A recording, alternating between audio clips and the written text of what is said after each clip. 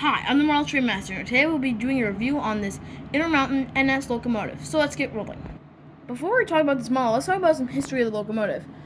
ET-44s were released after the United States Environmental Protection Agency launched a program for stricter environmental regulation that new locomotives would be built for. EMD could not compete up to this Tier 4, but GE could, hence the ET-44. The ET-44 was designed to be even more environmentally friendly than the ES-44. Production began in 2012, and the users were NS, CSX, CN, BNSF, UP, and I think Canadian Pacific too. Also, CSX called their locomotive something else. I do not remember what it was, but something else, because they were much more heavy ballasted. So basically, before we talk about this locomotive, I would like to talk about. I want to talk about what happened with this locomotive. Originally, I was gonna get the 3636. I ordered it from Nicholas Smith Trains and Toys, but however, it was out of stock. So they called me and asked if I could get the 3600 instead, and I said yes because I want all the trains. But basically, the 3600 I got here, and the reason I didn't get the 3636 for a particular reason. Now, some people might be particularly sentimental to a locomotive, but that's not the case for me. I don't remember ever seeing either of them in person, and even if I did, there was no really event that took place that was sentimental to me.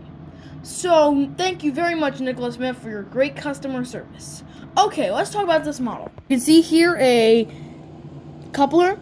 You can see hoses and ditch lights. You can also see some MU and brake hoses. You can see the NS Horsehead logo. On a locomotive with some windshield wiper detail. Here's the top of the locomotive. Trucks, and you can see lots of piping, brakes, and spring rigging detail.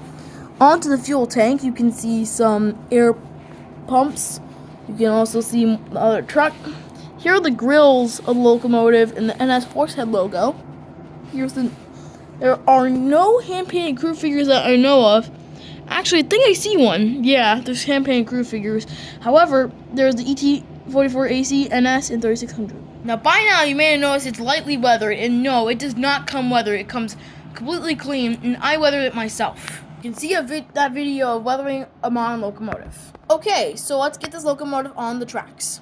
Here's the engine in its default state, and you may notice that there's no prime mover sounds. Well, on ESU locomotives, and this is an Intermountain, on ESU decoders, you use 8 on your DCC system. In this case, it's mine. It's a power cab SE, and it fires up.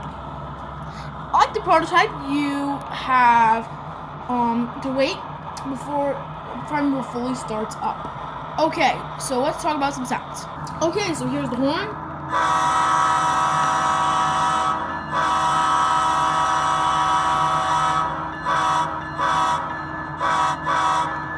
Now, it's a very prototypical horn that I'm aware of. Also, the bell is very prototypical. It's an electric bell. And when you cut off, it just go ding, ding, ding, ding. It goes ding, ding, ding, ding. And basically, like this, now I stopped because it's an electric bell and they got it right, which is awesome. Okay, so let's get a running session and then we'll end the video. Now you have to give it a little momentum before you go, usually about speed step 12 to 15.